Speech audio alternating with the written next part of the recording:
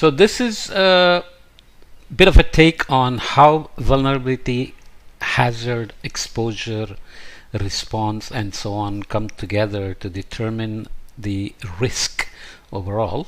And IPCC AR5 had a similar framework for risk, and IPCC AR6 has slightly modified the framework. So this is interactions between hazard, exposure, and vulnerability. So in the case of climate, if we look at interactions between these hazard, exposure, and vulnerabilities, this is going to come from heat, drought, floods, storms, vector spread, and so on as examples.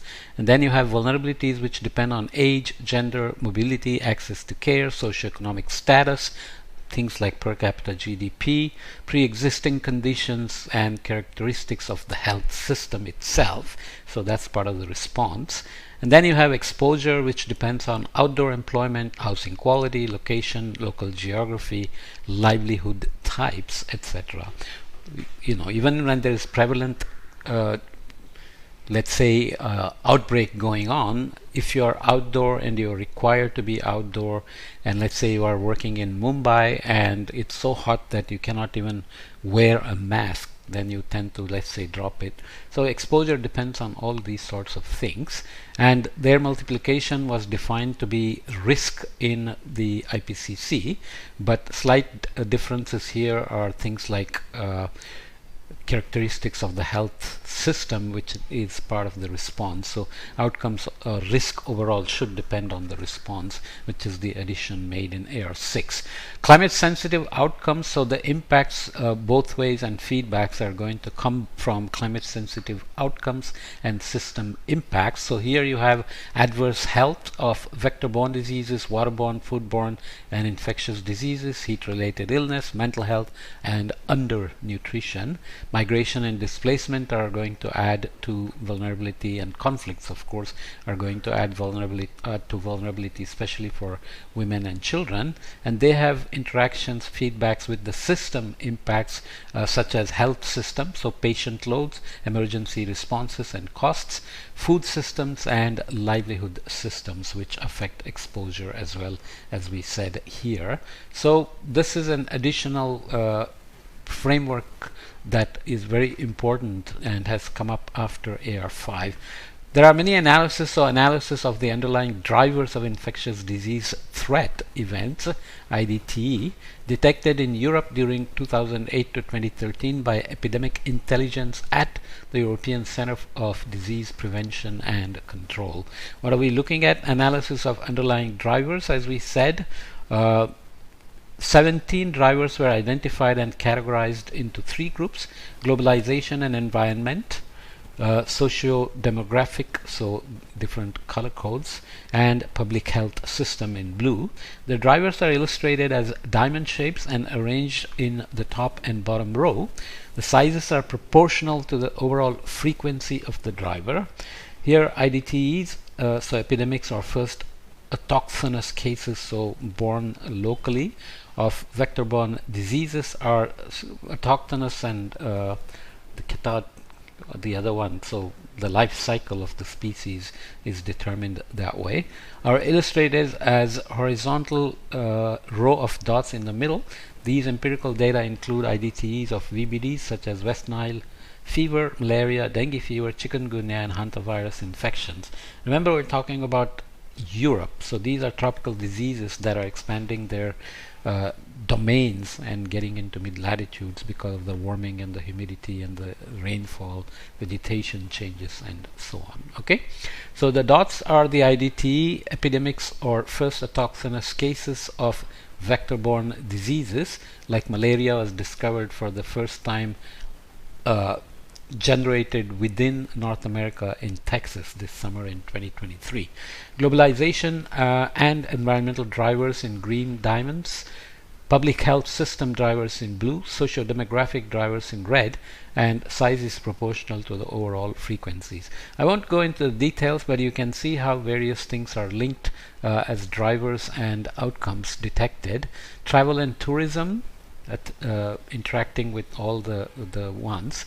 Global trade, climate, natural environment, and human-made environment. So whether it's forests and lakes and rivers and ocean coasts and so on versus human-made environment like urban environments, agricultural lands, etc. Surveillance and reporting failure, so those are public health system drivers. Occupational in terms of socio-demographic driver, migration. So you can see the size here, large, small, large, and small here, smallest one being migration, prevention, and lifestyle. So here you know that you are definitely combining in this network analysis the responses as well as drivers. So these are a few diagrams again. Now more explicitly the AR6 framework. So risk, compound risk to pandemic and climate change. Hazard again, deforestation, society and nature alienation. Vulnerability coming from fragile livelihoods and fragile health, which depends on age, socioeconomics, etc. Exposure, overcrowded housing, inadequate sanitation. So migration is going to affect both of these, for example. So exposure is going to be affected by displacement is going to affect exposure. Inadequate responses, so exclusive planning, uninformed decisions. Resilience, on the other hand, compound resilience to pandemic and climate change is going to come from hazard reduction, so reforestation and conservation of biodiversity. Vulnerability reduction is going to come from livelihood security and healthy lifestyles. We talked about adaptation before, and some of these were included in there in terms of income diversification to increase resilience to hazards, right? So exposure reduction comes from adaptive housing and adaptive sanitation, and responses include inclusive planning and informal decisions. So exclusive planning here means not all the stakeholders or people exposed are included in decision making, like not listening to women's voices that we discussed before as well. Okay, the same figure continues with climate change impacts on mental health and adaptation responses. So here, risks of mental health and well-being.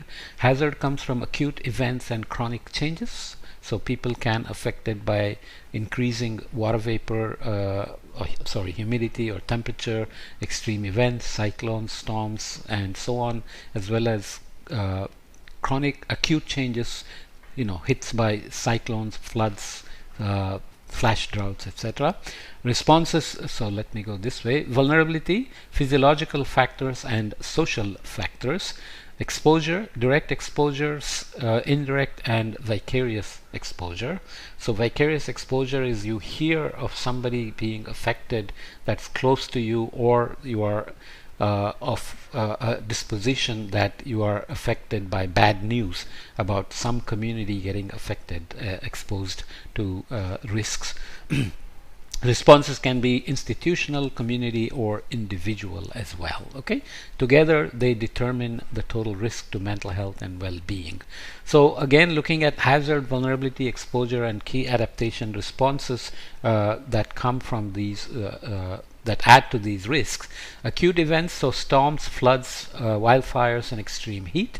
Chronic changes include background changes like drought, sea level rise, sea ice loss, changing climate normals like temperature, precipitation, etc. Vulnerabilities coming from pre-existing health conditions, socioeconomic inequities, gender, age, occupation. You could be a coal miner, or you could be a farmer, it could be a driver, outside worker, construction workers, etc. Exposure coming from direct or indirect, so displacement, food systems, disruption, occupational loss, and vicarious exposures coming from observed experiences of others, as I just said, media depictions of climate change, which I always talk about, alarmist messages without calibration of uncertainties or confidence limits and so on, can add to problems. Key of mental health and well-being. Key adaptation responses. Scale of adaptation is important. Institutional include state and non-state actors. So effective mental health systems, planning and preparedness, informed policies, early interventions. and local governments planning, design, green infrastructure. Local responses can be very, very, very critical because all climate impacts, all global warming is local, all adaptation has to be local, all health outcomes are local. There are many good examples of how diarrheal diseases, for example, can be very different for two cities which are very close to each other because of the way the institutional and local responses deal with wastewater treatment, sanitation, access to clean water, and so on and so forth. Community responses, supportive social networks, effective information channels. Okay, individuals, awareness, preparedness, mental health support, nature-based therapy. Okay, these feed into risk to mental health and well-being.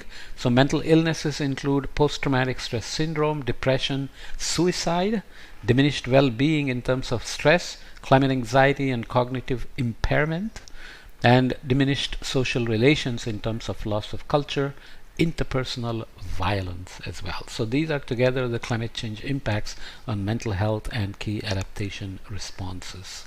Okay, let's continue with one more. This is on migrate. So this is the framework of general interactions between climatic and non-climatic processes, adaptation, potential migration outcomes, and implications for future risk.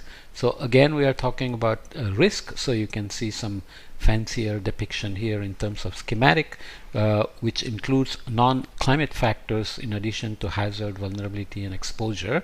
And you have climate factors, so direct and indirect drivers. You can see the arrows, continuous versus broken lines. Responses can be in situ adaptation. Successful in situ adaptation can reduce the risk, or you can have increased risks coming from crossing the thresholds with for migration outcomes, which is presented in another table, which I'm not sure if I've included, but nonetheless you understand the pathways to either reducing risks or increasing risks in terms of climate migration processes and outcomes, and potential and the adaptation responses. Okay, this is a bit more complicated. These are called Ember diagrams. So this is climate sensitive human health outcomes under 3 adaptation scenarios. So we'll come back and look at the different adaptation scenarios and how the temperature increase affects the risks for health related morbidity and mortality, ozone, malaria, West Nile fever, Lyme disease, and so on. So let's do that in the next podcast. Okay, this one is about already 13 minutes long, so that's a good enough attention span for you. So I'm going to leave this here.